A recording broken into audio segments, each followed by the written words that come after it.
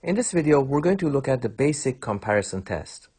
The basic idea is to compare a given series, summation AK, to another series, summation BK, for which we know is convergence or divergence. Usually, we compare our given series to a geometric series or a P-series, because for these series, we know how they converge and how they diverge. Here we have summation n equals 1 to infinity, 1 divided by 3 to the n plus 1. This series is very similar to summation n equals 1 to infinity, 1 divided by 3 to the n, which is a convergent geometric series. With a equals 1/3, that's the first term. If you plug in n equals 1, we get 1 over 3 to the 1 for the first term. And the common ratio r is equal to 1/3, which is less than 1. Because the common ratio is less than 1, this geometric series converges. So intuitively, we feel that the summation n equals 1 to infinity, 1 divided by 3 to the n plus 1 also converges. Because we know that adding 1 doesn't affect the sum of the series in any significant way. So that's how the intuition works. We basically discard the 1 because it's not a dominant term in the denominator. It doesn't affect its sum in any significant way. And we basically look at summation n equals 1 to infinity, 1 divided by 3 to the n, which is a convergent geometric series. So intuitively, we feel that the series that we're given also converges. But of course, we have to do it formally. All right, notice that 1 over 3 to the n plus 1, which is the terms of our given series, is less than 1 divided by 3 to the n.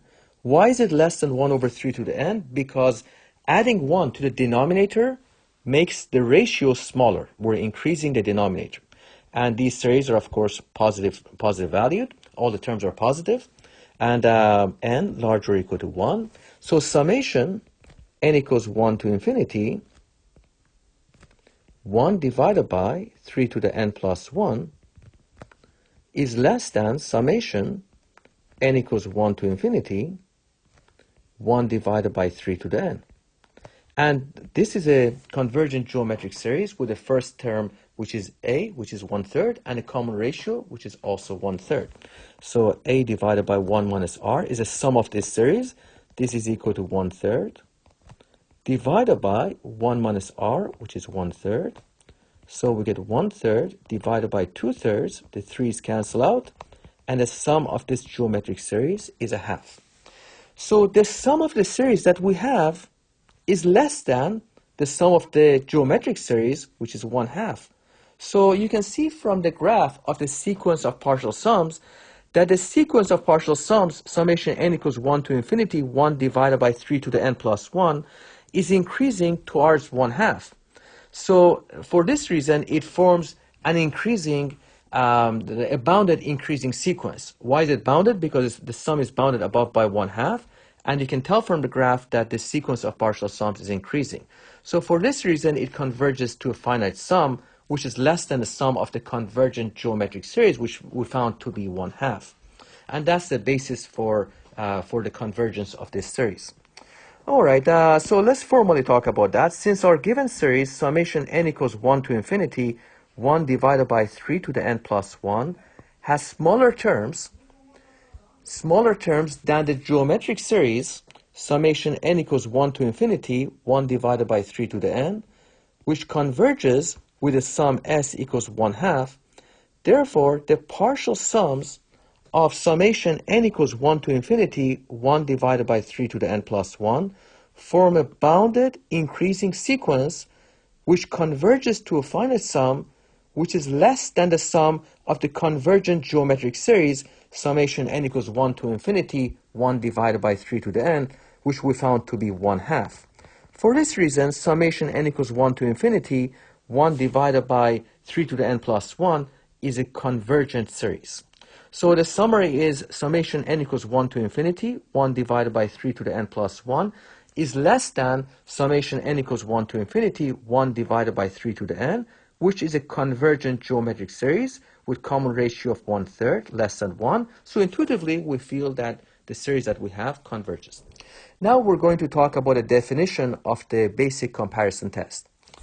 Assume that summation an and summation bn are series with positive terms. That means an is positive for all n and bn is positive for all n. If summation bn converges and every term of summation an is less than every term of summation bn, so the terms of the first series an is less than the terms of the second series bn, then summation an also converges. So basically, the idea is that if it's less than convergent, then the sum that we have, the sum of the series, is also convergent. Intuitively, that makes sense because you're comparing it to something that is convergent and has a finite sum, and every term of our series is less than every term of the series that we're comparing it to.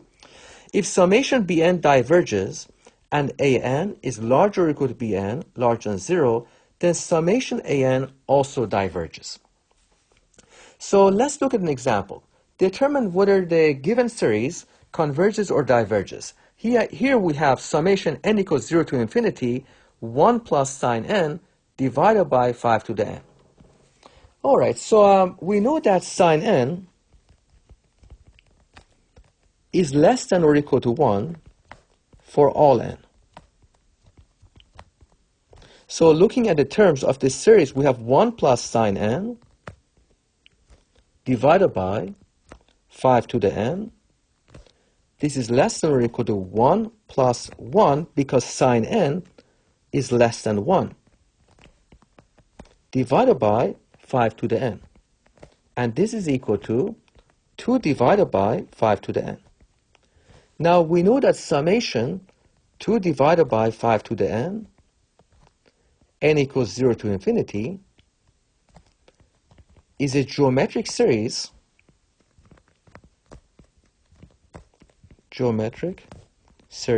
with the first term a is equal to 2 divided by 5 to the 0.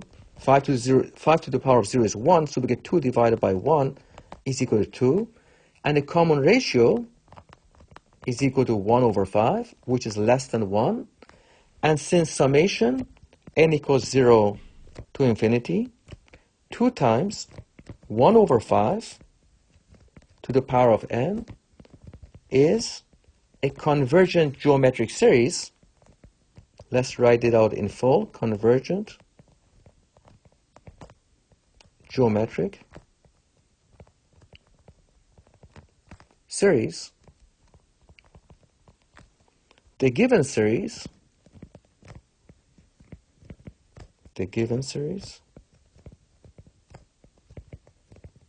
summation n equals 0 to infinity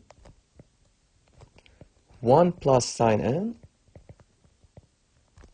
divided by 5 to the n also converges by the basic comparison test. By the basic comparison test. So as a summary, we were given summation n equals 0 to infinity 1 plus sine n divided by 5 to the n, and we prove that this is less than summation n equals 0 to infinity 2 divided by 5 to the n. And this is a convergent geometric series,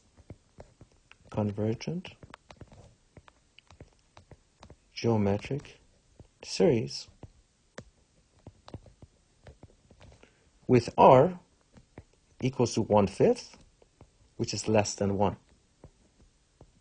So that's the idea of the basic comparison test.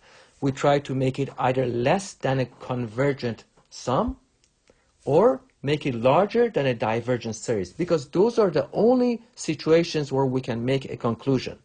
Either less than convergent, so if summation an is less than summation bn, and summation bn converges, that implies that summation an also converges.